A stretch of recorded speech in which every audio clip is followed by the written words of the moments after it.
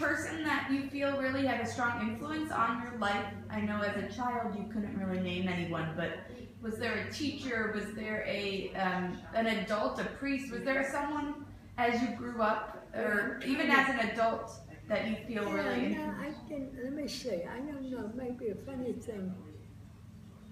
My 8th grade teacher was kind of, she was a simple woman. What was her name? Mrs. Caston, I think. She was a minister's wife. I think she was a good woman, and she tried to instill values. I don't know if anybody else had any. What did she specifically do that you remember? I don't know what to tell you about calls. I just know there's no. Maybe that's not good. I don't remember anybody that I felt. All right, I'll be talking to you. Okay, so. Any cousin or anybody.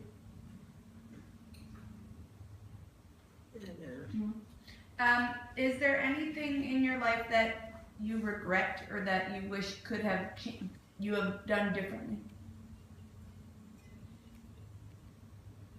Well, I feel sorry when my brother was dying from cancer. He was there, and we knew he was going to die that night. I thought, gee, I should have stayed with him because he didn't have any.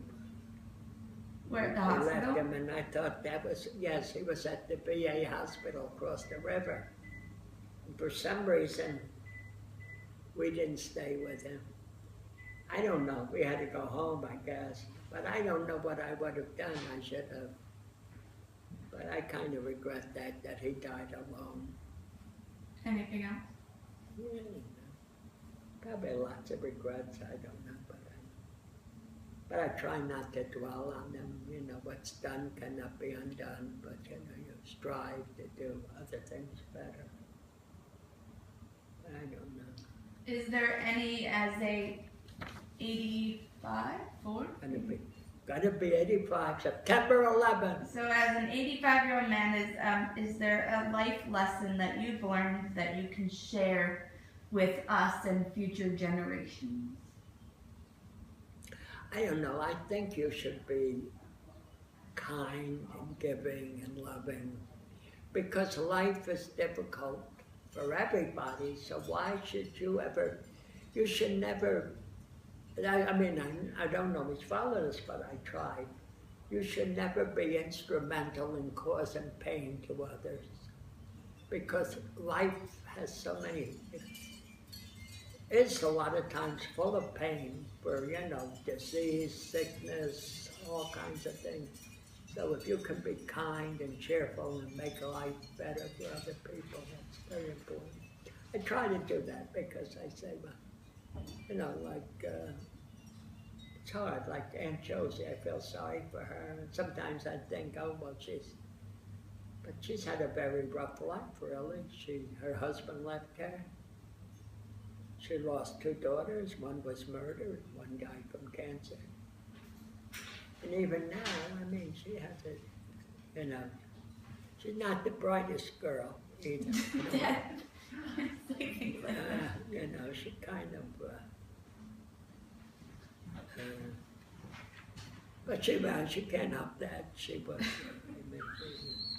but you know what I am grateful for is that, I feel sorry for John, that she has Johnny and she knows it. In fact, at one point, she's, oh my God, she had lost Kathy. And probably Johnny was feeling sorry for himself. He hooked up with a girl. He had a girlfriend for a while. My Aunt Josie was going, oh my God, she told me this. I lost my daughter and I'm gonna lose my son to this. I guess she didn't like, I don't know if she was jealous. I think you can get, because you think, my God, if he leaves me now, well, the thing is, he could find a young lady and move in, but. Okay. Speaking of things that you're grateful for, besides your family, did we do that? What are the things that you're most grateful for in your life? Well, my faith, because if you believe in God and you believe that life doesn't end with here, that there's an eternity in heaven, That is immensely important. And it's not an escape. It's not a daydream. Catholics and every Christian has believed this from time immemorial, that we have an immortal soul, that life doesn't end with the grave. In fact, the Christian says, life begins with death, because you're with God forever. And like St. Augustine said, we were meant for thee, O Lord, and restless shall we be until we rest in thee, because we were meant for God. And so that's what's so important. I think faith is important because you don't take life too seriously. You know, people say, oh my God, why couldn't I have been rich? Why couldn't I have been, you know, it's not really that important. I think I've had a pretty nice life. I mean, we've been going on vacation. No, not Donald Trump, but I don't want to be Donald Trump. I wouldn't want to be. Even when I see these magazines, well, like Town and Country, I would have given to you. They're so ridiculous. Like it's like a quarter of a percent of the world live like that with all that. And I say I feel guilty sometimes. We have it so easy here compared to some of those people in Africa. When I see them, they have to go miles for water. How do you explain, I know you have a strong faith, how do you explain the pain that, obviously you've been blessed, and most of us in this family have been blessed. How do you explain the pain that goes on in the world? How does that coincide with the existence of a God? Yeah, and you know what? We don't. People say, "How can a good God?" The rabbi, he wrote a book. Why do bad things happen to good people? Well, what was the answer? I forget. Yeah, that was some rabbi. I forgot his name. But anyhow, he lost a son, and like, he's just the most awful thing. I mean, to lose a child is a horrendous thing. And my mother lost one, Josie lost two. And then he said, because of this, he concluded that God wouldn't allow his son to be killed. Therefore, God cannot do certain things, which is completely, but we don't understand pain and these terrible things like a typhoon that can kill 40,000 people. Why would God allow it? I don't think anybody's given a great answer. Other people said, some of the people say, evil comes, God permits evil so that good can come of it. You know, oftentimes after Louisiana, what they went through, all those, that was horrific what they lived. But they said it brought a lot of people closer together. Katrina, you're talking about? Katrina, yeah. Remember all the walls broke, and I mean, some of these things you cannot, they're so unbelievable that, look at the Black Death. In Europe, in the 1400s, half of the population was killed by a disease, the Black Death. Why? What about the Jews, where 5 million Jews were in the death? Boxed in. I don't know, that's what I'm asking. How do you explain I don't know the answer, but how do you continue to believe in a God that? Because one of the things is that suffering doesn't end with this. If this were the only life, then you would say, but life, these people might have a beautiful life in heaven now, because life doesn't end with the grave, and that's what, with people of faith.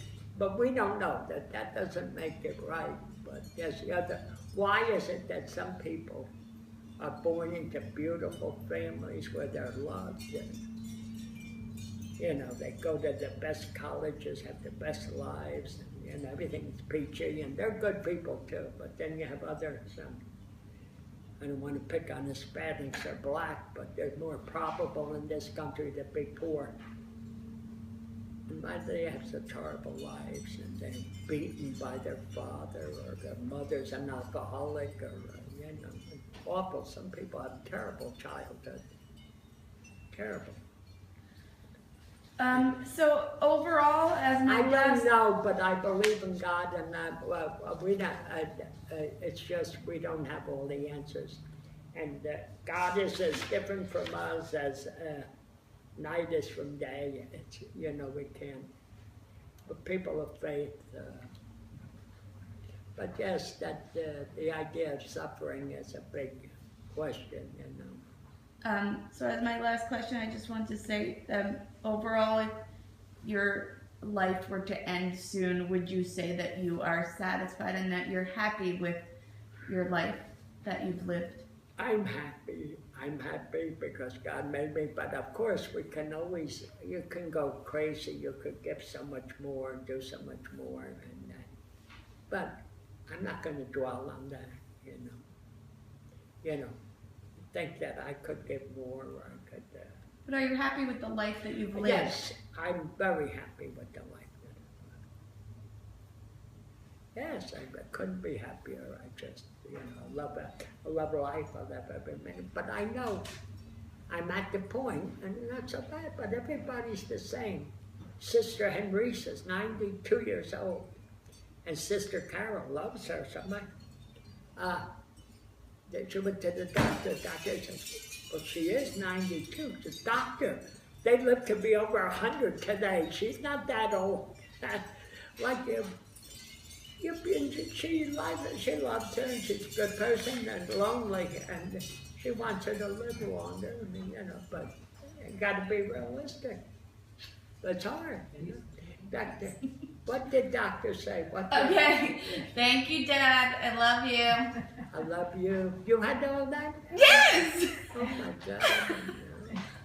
You just go on and on. I didn't know that was on.